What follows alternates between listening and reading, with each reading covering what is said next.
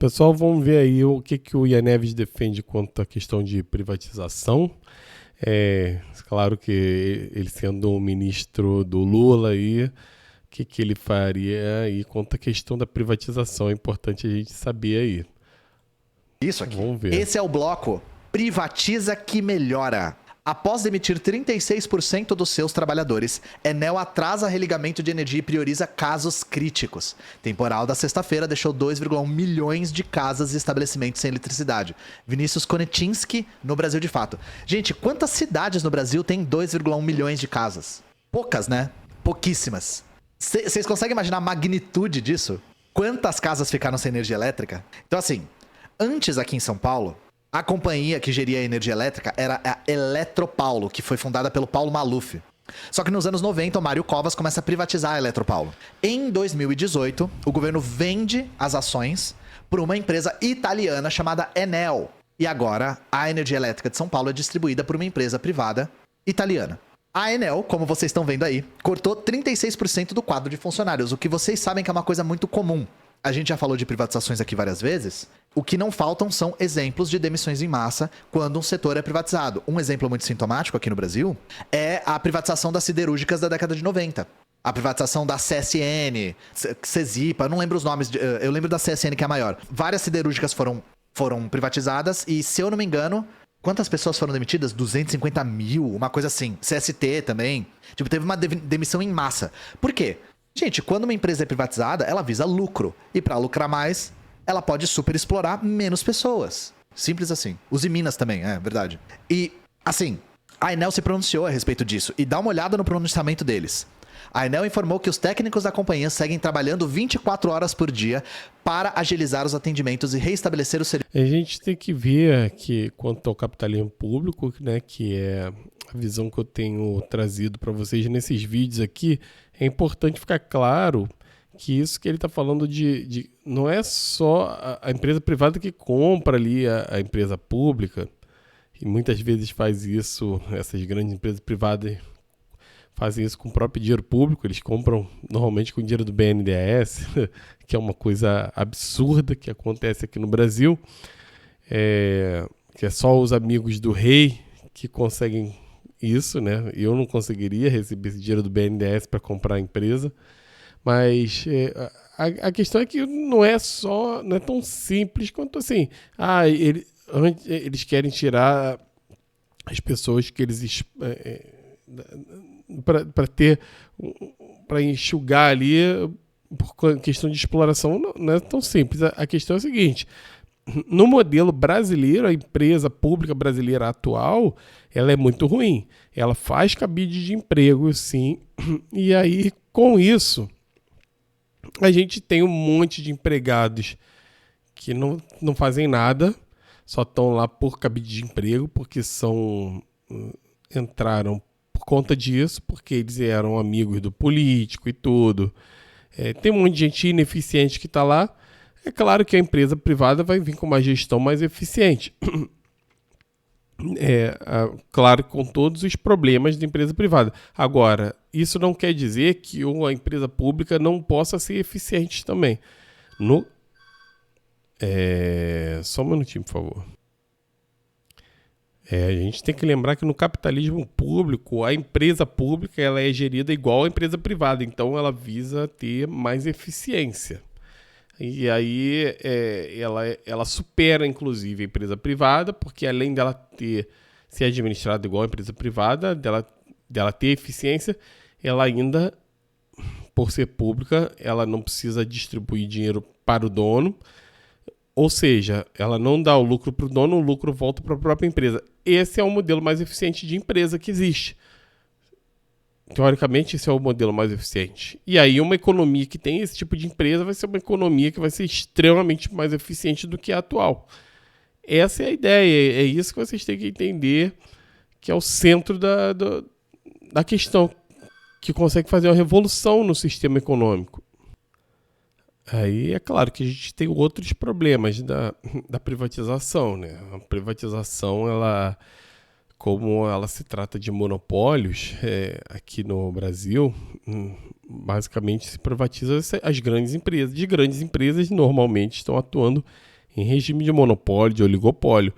E aí ela, claro, ela é um lucro fácil, ela tem se visto isso, é um lucro fácil, e quando precisa de grandes investimentos, é o Estado que entra, porque as empresas não querem arcar com a despesa, e só querem esse lucro fácil. E aí aumentam os preços. Então, assim, acaba que quando ela é criada para ser uma empresa pública, normalmente ela é criada com a desculpa de que, assim, tem grandes investimentos, a empresa privada não quer fazer esse grande investimento. Aí ela quer, a empresa privada, a grande empresa privada, ela quer chegar quando já está tudo pronto, quer pegar pelo preço uma fração pequena do valor daquela empresa, pegar tudo dando lucro, e aí é só alegria, muito fácil, né? E aumenta os preços, né? Porque ela não está vendo o interesse público ali, ela está vendo o interesse do lucro. Então a gente só fica com o problema da empresa, da privatização. Aí o cara vai, igual o Bolsonaro, esses caras vão dizer assim, não, mas ganhamos muito dinheiro com a venda da empresa. Ganhou dinheiro não, você vendeu um patrimônio que valia 1 bilhão, por exemplo, por 50 milhões. Então você vai dizer que ganhou 50 milhões. Não, você perdeu 950 milhões, né? Isso para a grande maioria dos clientes ainda nessa terça. Os técnicos estão trabalhando 24 horas por dia. Deixa eu salientar uma coisa aqui para vocês. Quando uma empresa é privatizada, não pensem só no que isso acarreta para a população como um todo. Pensem no que isso acarreta para quem trabalha no setor. Privatização costuma prejudicar muito a qualidade e a segurança do trabalho das pessoas. Eu fico imaginando esses técnicos que estão trabalhando 24 horas por dia. Eu fico imaginando isso. O cara sendo escravo porque a empresa resolveu cortar funcionário e não tem funcionário suficiente para fazer a coisa de maneira rápida. Imagina, 4 dias sem água e luz. E os funcionários sendo super explorados e pressionados para resolver o problema. Tô dando uma dica para vocês analisarem privatizações aqui pra frente. Aqui nós temos alguns números, né? Mesma coisa que eu falei, eu tô evitando ler as notícias para não entediar vocês, gente. Vamos lembrar de uma outra coisa. Vocês querem ver um liberal defendendo o monopólio? Vocês querem ver liberal defendendo o monopólio? Fala sobre privatização de setor estratégico. Rapidinho, o liberal, que é um grande defensor do livre mercado e da livre concorrência, vai defender monopólio imediatamente, como se não tivesse contradição nisso. A Enel é monopólio, gente. Se você fala assim, não, eu quero outro provedor de energia. Não tem. Não tem. Pau no seu aro. Não tem. E aí como é que faz? Não é a livre concorrência que ajusta os preços, que força a inovação? E quando é monopolista? Mas os liberais defendem a privatização desses setores da mesma forma. Por quê? Porque os liberais sabem que o livre mercado é uma ficção. O que os liberais fazem, na verdade, é defender os interesses da classe dominante. Simples assim, gente. E eles sabem disso. Não vão achando que os liberais não sabem quem eles estão defendendo. Eles sabem muito bem. Claro que... Cara, o Ian Neves, ele consegue pegar, né, a coisa com uma oratória muito boa, né? Que ele tem uma oratória maravilhosa. Ele consegue pegar o cerne do problema, né? É bem por aí, né? Apesar de, assim, eu não concordar com a proposta do Ian Neves, que é marxista, leninista, que fala de planejamento central. Aí, por exemplo, eu posso depois, em outro vídeo, falar um pouco mais sobre isso. Até já falei um pouco sobre. Mas o que o planejamento central coloca isso aqui, olha. Eu já coloquei isso aqui para vocês, né? Características do planejamento central. Aí tá lá, centralização das decisões econômicas. Alocação de recursos pelo Estado. O que é alocação de recursos pelo Estado? O Estado pegar os recursos e fazer os investimentos. Até aí tudo bem. A centralização de decisões econômicas tem alguns problemas. Aí o controle de preços e salário. O controle de preços e salário tem um problema também. Então a gente não está falando de uma economia de mercado, como no capitalismo público. Até outros sistemas, como o comunismo empresarial de mercado, também são sistemas que utilizam o mercado, são mais eficientes. A propriedade estatal da empresa, por exemplo, muito bem, pode ser ter propriedade estatal da empresa e estar numa economia de mercado. Mas a centralização das decisões econômicas é que é o problema. Então, está ali, ó. Nesse modelo, a maior parte das decisões econômicas é tomada por um governo central ou por um órgão de planejamento. Isso inclui decisões sobre o que produzir, como produzir e para quem produzir. Isso significa que o modelo que o INF defende e que, assim, entre parênteses, assim, eu vou colocar um parênteses aqui. Eu acho que é válido se defender, é válido se tentar isso aqui. Vejam até meu vídeo sobre a pancracia para vocês entenderem como é viável ter esse modelo junto com outros modelos, e é interessante isso, ter essa variedade. Mas assim, como o modelo que eu gostaria, que eu acredito ser mais eficiente para gerar o desenvolvimento econômico, que é mais útil para a nossa sociedade, hoje, eu não acho isso legal, né? Esse modelo socialista que o Ian Neves defende, porque ele vai gerar um monte de problemas de capacidade de produtividade. Até porque a gente tem uma economia, ela funciona de uma forma complexa e que não dá para você fazer um político lá e não vai ter um cara iluminado suficiente para fazer todas as decisões de quantos pães produzir na padaria da esquina e tudo. Então, por isso, uma economia de mercado é mais eficiente. Agora, economia de mercado não quer dizer capitalismo atual. Capitalismo público é uma economia de mercado e é muito mais eficiente que o capitalismo atual. Como no empresarial de mercado, ele é muito mais eficiente que o capitalismo atual. Então, temos propostas, temos muitas coisas que podem acontecer, muita coisa para melhorar. E é preciso melhorar, preciso mudar. Esse sistema atual, ele é o pior sistema possível. Ele é muito ruim, tá? Todo mundo está vivendo numa pobreza que é crescente. A gente está tendo todo tipo de problema social e as pessoas não estão perdendo. Os jovens entram e não conseguem emprego, não conseguem.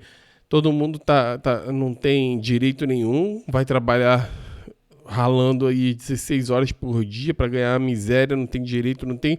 Ninguém vai conseguir se aposentar. Isso aí é uma fraude que as pessoas estão pagando hoje uma coisa que elas não vão ter. É como se você estivesse indo na loja, comprando lá uma camisa e não vai receber a camisa. Você só está pagando. Porque a gente está pagando para se aposentar e a gente não vai conseguir se aposentar. Porque a pirâmide inverteu. E como é um grupo que paga a aposentadoria dos que estão lá trabalhando, quer dizer, a pirâmide demográfica inverteu. Então, assim, agora a tendência é ter cada vez mais velhos aposentados e menos gente pagando, trabalhando para pagar.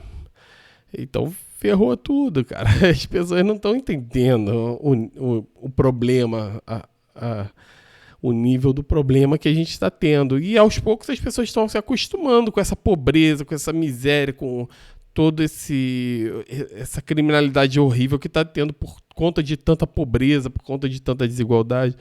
Esse sistema nosso atual é muito ruim, é bom, a gente tem que mudar. E a gente vai trazer aqui alternativas aqui nesse canal. A gente vai estar trazendo alternativas. E sempre eu vou estar trazendo alguma coisa aí.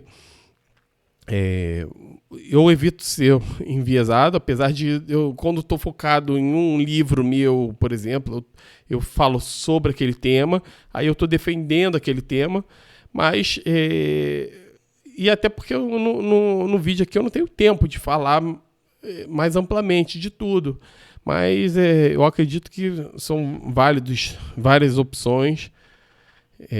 Por isso eu defendo a pancracia, que também foi um livro recente meu, que eu já falei sobre isso.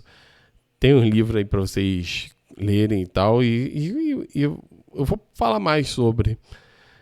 Mas é isso aí, pessoal. Se inscreva aí no canal aí para ajudar, compartilha aí, curta um vídeo aí e me manda aí comentários aí para eu poder saber como é que tá aí a recepção de vocês. Tá bom? Até a próxima aí. Tchau, tchau.